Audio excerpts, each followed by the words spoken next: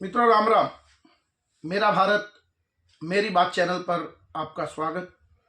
मैं हूं अनिल नागपाल और आज के इस अंक में हम बात करेंगे वक्फ बोर्ड का जो एक्ट था उसमें जो अमेंडमेंट हुआ, यानी जो उसमें परिवर्तन हुआ, वो लोकसभा में पास हो गया।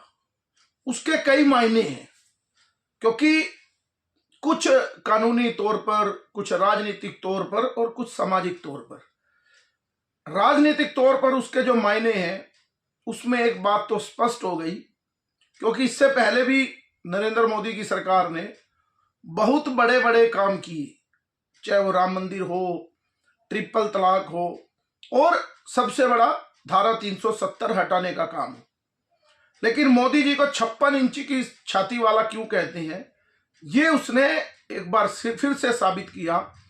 क्योंकि इससे पहले जितने भी बड़े कार्य किए नरेंद्र मोदी ने, वो उनकी पूर्ण बहुमत की सरकार द्वारा किए गए।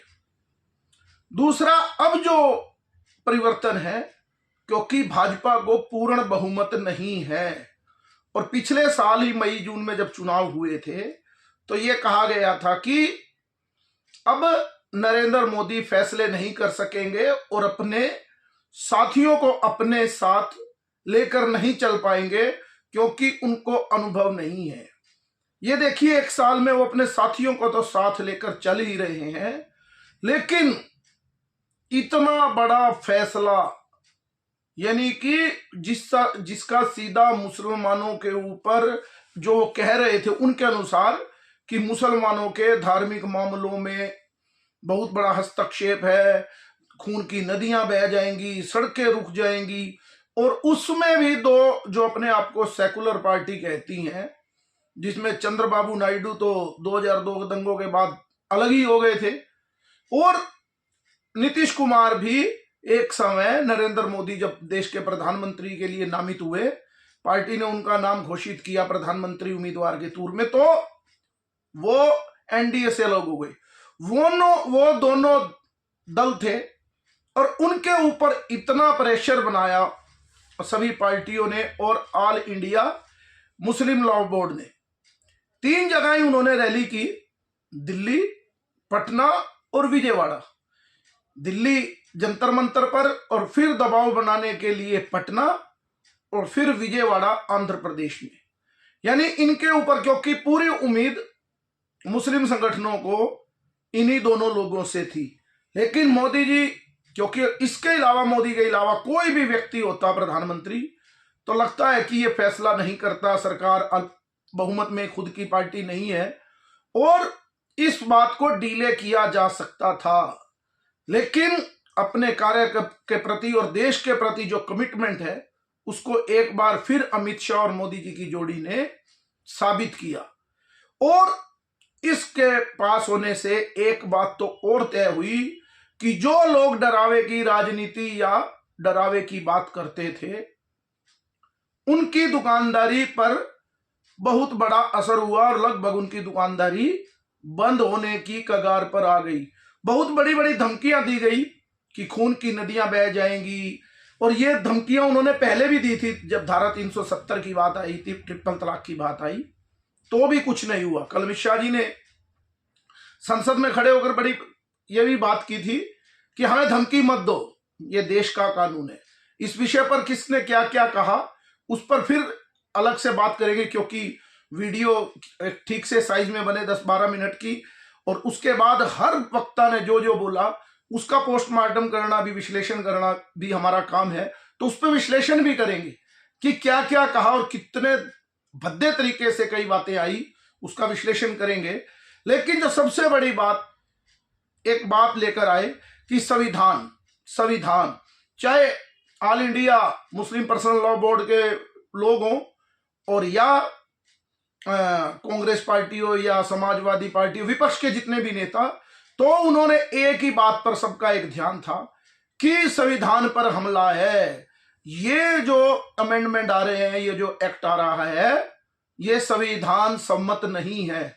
कितनी हैरानी, आपने सबने वीडियो देखे ही होंगे, टीवी देखा होगा, कल तो देखा होगा, सबका विपक्ष के नेताओं के पास कोई किसी प्रकार की बात नहीं थी केवल एक ही बात उनके मुख से थी, वो थी क्या कि संविधान पर हमला संविधान सम्मत नहीं है, संविधान सम्मत नहीं है। उनसे पूछे कोई कि ये जो कानून है वो संसद में ही बनता है, और अब तो अमेंडमेंट आ रहा है, कोई कानून इसमें बदला नहीं, केवल बदलाव उसका किया है जो वक्फ बोर्ड एक्ट है, उसकी कुछ धाराएं हटाई हैं। वो तो 1954 में भी हुआ था, वो 1995 में भी हुआ, और जाते जाते 2013 में भी इस प्रकार की धाराएं संसद में हटाई और लगाई गई थी। तो इसमें संविधान का तो एक, जिसको हमारे जैसे लोगों को संविधान या कानून की एबीसी भी ना पता हो, तो उसको भी ये बात पता है कि कानून ये संसद में बना, ये संवैधानिक तो है ही है, क्योंकि यही बिल आप लोगों ने अमेंड किए थे, पहले आपने ही इसमें परिवर्तन किए थे। तो अब आपके खिलाफ हो गया तो संविधान पर हमला हो गया, यानी झूठी संविधान की किताब। और बाबा साहब अम्बेडकर को अगर जान लोगे तो बाबा साहब, वो भी चर्चा पहले भी कई विषयों पे की है और आगे भी करेंगे। बाबा साहब ने तो ये कहा था कि मुसलमानों को तो इस देश ने, इन्होंने अपना देश मांग लिया, इसको रहने का अधिकार ही नहीं है, और वही लोग आज संविधान की बात कर रहे हैं बाबा साहब के। और इसमें सबसे बड़ी बात जो राहुल गांधी कह रहे थे कि मुझे संसद में बोलने का मौका नहीं दिया जाता, इतने गहरे मुद्दे पर वो अपनी बात नहीं रख सके।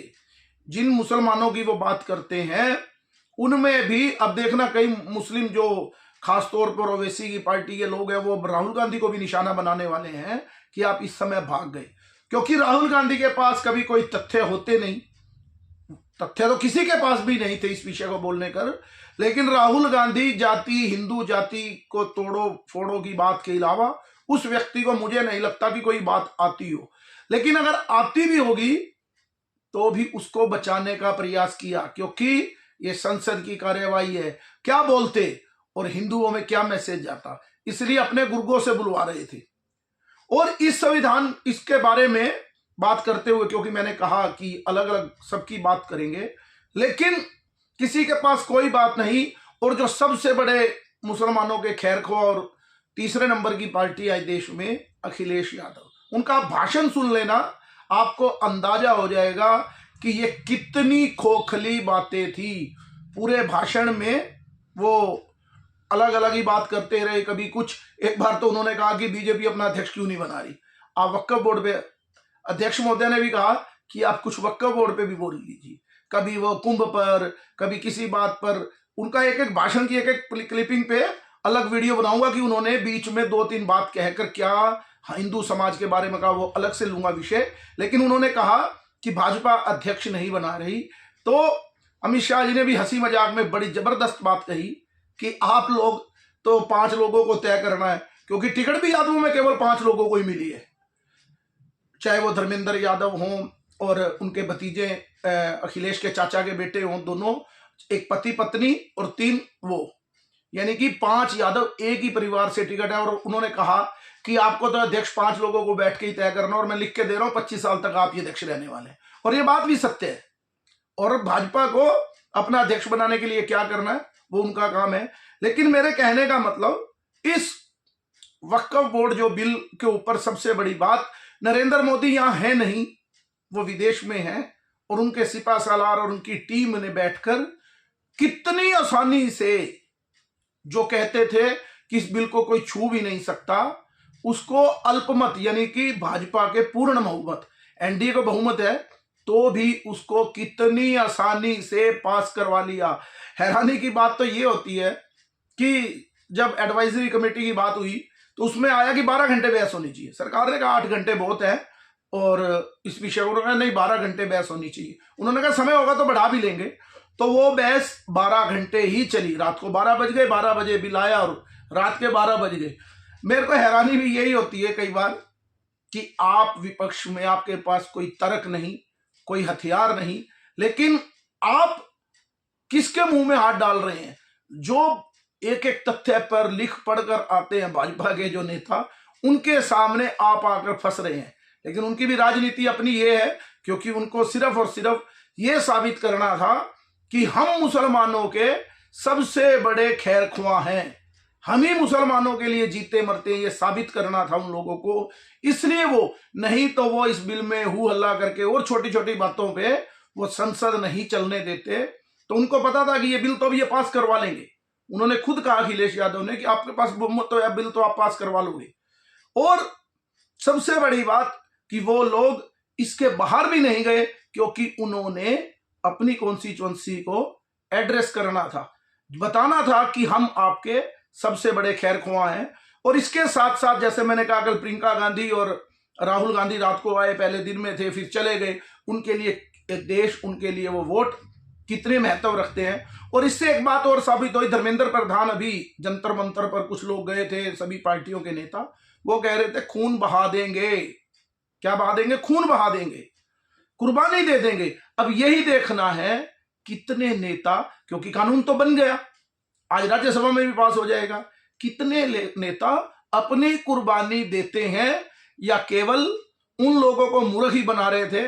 और देखिए रणनीति, देखिए भाजपा और अमित शाह और नरेंद्र मोदी की कि कल देखिए आपने पूरे देश में जो एक इतना बड़ा बवंडर मच रहा था मुसलमान का, टीवी पर केवल यही दिख रहा था कि मुस्लिम परिवार खुश हैं।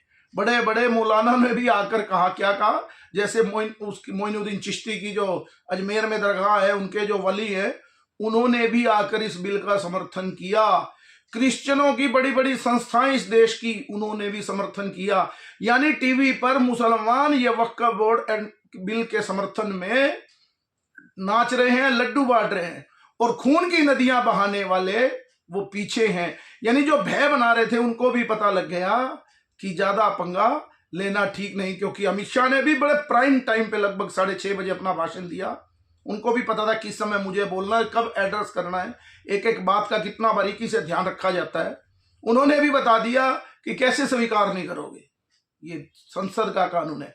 धमका कर, जब अमित शाह बोल रहे थे, सामने किसी की कोई हिम्मत नहीं थी उनके सामने बोलने की। ये कोई तानाशाह नहीं है, लेकिन एक व्यक्ति का जो प्रभाव होता है वो उन्होंने एक बार फिर साबित किया कि अमित शाह को मोदी जी का हनुमान क्यों कहा जाता है, और हर विषय की पकड़ किस तरह से उस विषय को लेना है वो उन्होंने बखूबी बताया। जैसे मैंने कहा कि ये केवल ड्रामा और असंवैधानिक कहने वाले, और फिर मैंने कहा मोदी ने मुस्लिम वोटों की जो धर्मनिरपेक्षता के ठेकेदार बनते थे, उनकी धर्मनिरपेक्षता और उनकी जो वोटों की राजनीति, जो मुस्लिम वोटों के दम पर धमकाने की हिंदुओं को कोशिश करते थे, उसको एक बार फिर तोड़ने का प्रयास किया।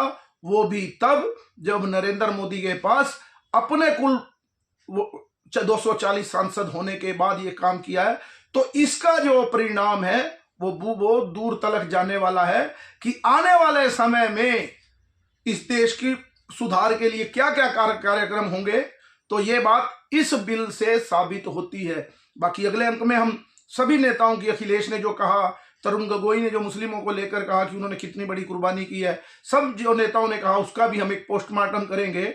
और अखिलेश कैसे लोगों को बहका रहे थे कि आप मुसलमानों में फूट डालना चाहते हो, अब फूट तो हम डालेंगे, एक शब्द कहा था उन्होंने, उस पर चर्चा करेंगे एक अंक में। तो आज के अंक में इतना ही, और आप सबको शुभकामनाएं भी कि इस देश में जो गैर संवैधानिक बातें थी, अखिलेश जी ने भी कहा कि अब तो हाईकोर्ट में जाने का मौका मिलेगा जिसके साथ विवाद है। तो इस देश में क्या वक्फ बोर्ड कानून संविधान से भी ऊपर है, यानी कोई व्यक्ति कोर्ट में भी नहीं जा सकता था, ये उनके भाषण से भी साबित हुआ है।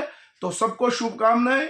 जो असंवैधानिक बात थी, जो भारतीयों का मूल फंडामेंटल राइट्स था कि हम कोर्ट भी नहीं जा सकते अगर हमारा फैसले हमारे खिलाफ हो ट्रिब्यूनल में, तो उस पर भी एक जीत मिली। और बहुत सी बातें उस वक्फ बोर्ड बिल की, उस पर भी चर्चा करेंगे। लेकिन जो पिछले बिल में क्या क्या था, वो मेरा पिछले 5-7 महीने पहले एक वीडियो मैंने बनाया था वक्फ बोर्ड पर, उसको भी देख सकते हैं कि 40A जो धारा 40 थी उसके दुष्परिणाम क्या क्या थे।